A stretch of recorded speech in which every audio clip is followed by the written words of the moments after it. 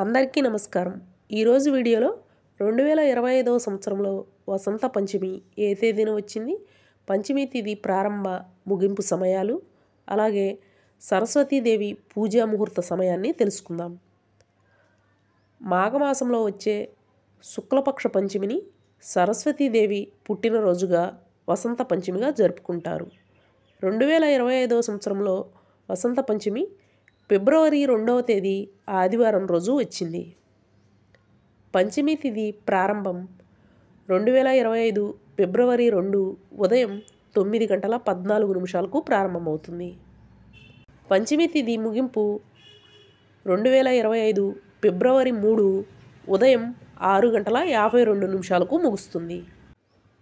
వసంత పంచమి పూజా ముహూర్తం ఫిబ్రవరి 2 ఉదయం 7:09 నుండి మధ్యాహ్నం 12:35 వరకు ఉంది.